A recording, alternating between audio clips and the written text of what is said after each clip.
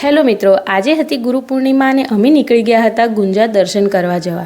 તો અહીંયા મકાઈનો ડોડો લઈ લીધો હતો રસ્તામાંથી, કારણ કે વાતાવરણ એકદમ સરસ હતું, વરસાદી વાતાવરણ હતું. તો મકાઈ ખાવાની મજા જ કંઈક અલગ હોય છે. અને વચ્ચે સીએનજી ફૂલ કરાવવા ઊભા રહ્યા તો વરસાદ પણ ચાલુ થઈ ગયો હતો અને થોડો વરસાદ હતો તો મજા આવતી હતી. જો વધારે વરસાદ પડે તો આવવાનું બહાર નીકળવું પણ ગમતું નથી. પણ થોડું આગળ જઈને વરસાદ બંધ થઈ ગયો હતો અને આગળ આવી રહ્યું હતું કડા સદીમાનું મંદિર. તો આજે ગુરુ પૂર્ણિમા હતી તો અહીંયા બહુ જ મોટો મેળો ભરાયો હતો. હું તમને બધાને બતાવું. અહીંયા ફૂલ ટ્રાફિક હતું. હજી તો મંદિર આવવાના 3 કિલોમીટર આગળથી જ આટલું ટ્રાફિક હતું. દર પૂનમે અહીંયા મેળો તો ભરાય જ છે. રવિવારે પણ એટલી ભીડ હોય છે, પણ આજે તો સ્પેશિયલ ગુરુ પૂર્ણિમા હતી તો ભીડ તો હોવાની જ. અહીંયા દર પૂનમનો મહિમા જ કંઈક અલગ હોય છે. લોકો રવિવાર પૂનમ ભરવા આવે છે. કોણ અહીંયા આવે છે એ કોમેન્ટ કરીને કહેજો. તમે લોકો પણ બહારથી માતાજીના દર્શન કરી લો, કારણ કે અમારે મોડું થતું હતું ને ભીડ વધારે હતી. અને એનાથી પણ એક વાત અલગ હતી કે ભાઈ સાધન મૂકવાની અહીંયા કોઈ જગ્યા હતી નહીં. તો અમે બાયપાસ જ નીકળી ગયા માતાજીના બહારથી જ દર્શન કરીને. અને રસ્તામાં અહીંયા 4-5 કિલોમીટરનો રસ્તો કાપતા પણ અડધો કલાક જેટલો ટાઈમ લાગી ગયો હતો. એટલી બધી અહીંયા ભીડ હતી.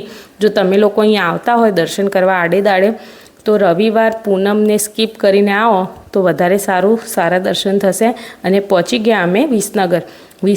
અમે બાયપાસ થઈને જ જઈ રહ્યા હતા ગુંજા, કારણ કે જો કાંસા ચોકડીવાળો રસ્તો લઈએ તો ખાડા ખૈયા ખૂબ જ હોય છે અને હેરાનગતિ પણ ખૂબ જ થાય છે ત્યાં. તો એ તો બધા વિસનગરવાળાને ખબર જ છે.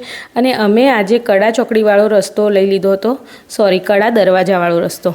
તો અમે અહીંયા પણ ટ્રાફિક ખૂબ જ હતું, કારણ કે આજે ગુરુ પૂર્ણિમા છે તો બધા પોતપોતાની રીતે ફરવા દર્શન કરવા નીકળી પડ્યા હતા. અને ફાઇનલી પહોંચી ગયા અમે કડા દરવાજા. આજે અહીંયા બાયપાસ થઈને જ ગુંજા જવું હતું. અને હવે તો મને આ બાયપાસ થઈને જ ગુંજા જવાનું સહેલું પડી ગયું એવું લાગે છે. ખાસ કોઈ હતું નહીં. તમને બતાવું ચલો આગળ રસ્તામાં. અને કોણ મારા વિડીયો જોવે છે એ ચેનલને સબસ્ક્રાઈબ કરજો, વિડીયોને લાઇક શેર કરજો અને કોમેન્ટ કરવાનું ભૂલતા નહીં. તમને વિડીયો કેવા લાગે છે મારા એક જરૂર કોમેન્ટમાં કહેજો. હવે જો પાછળના ગામડાના રસ્તા ચાલુ થઈ ગયા હતા. ગુંજા પહોંચી ગયા હતા. એકદમ સરસ ગ્રીનરી હતી, બહુ જ મજા આવી. આ ગ્રીનરીવાળા રસ્તામાં જવાની ખૂબ જ મજા આવે છે. અને પહેલાં અમે અમારા જૂના ઘરે દીવો કરવા જઈ રહ્યા હતા. ગામડામાં જો ખાસ કોઈ દેખાતું નહોતું. અહીંયા અમે દીવો કરી દીધો છે, સુખડીનો પ્રસાદ ધરાવી દીધો અને થોડા ઘણા લોકોને મળી અને નીકળી ગયા અમે ભુવનેશ્વરી માતાજીના દર્શન કરવા. આજે પૂનમ હતી, એમાં ગુરુ પૂર્ણિમા, તો અહીંયા પબ્લિક ખૂબ જ જોવા મળી રહી હતી.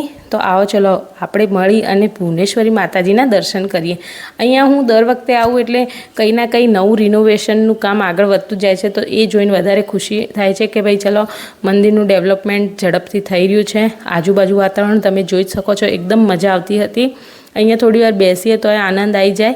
ચલો હું તમને માતાજીના દર્શન કરાવું. આજે તો પબ્લિક હતી એટલે સરસ લાગતું હતું. તમે પણ માતાજીના દર્શન કરી લો. આજે પૂનમે માતાજીનું કંઈક અલગ જ સ્વરૂપ જોવા મળે છે અહીંયા. અને લોકો પૂનમ ભરવાનું મહત્ત્વ પણ અહીંયા અલગ જ છે. અહીંયા તમે જોઈ શકો છો લોકો બેઠા હતા. દર પૂનમે અહીંયા મહાપ્રસાદની પ્રસાદી વેચાતી હોય છે અને લોકો આવે પણ છે અહીંયા. અને અહીંયા સામે માકડિયા વીરનું મંદિર છે, ત્યાં દર્શન કરીએ. ખુલ્લી જગ્યા તમે જોઈ જ શકો છો. તમે લોકો પણ માકડિયા વીરના દર્શન કરી લો.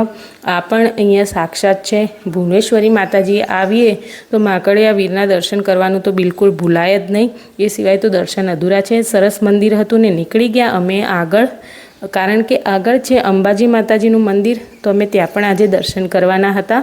તો અમે અહીંયા અંબાજી માના દર્શન કરી અને નીકળી ગયા હતા પાછા ગાંધીનગર જવા માટે, કારણ કે વરસાદી વાતાવરણ વધી ગયું હતું. મળીએ બીજા વ્લોગમાં.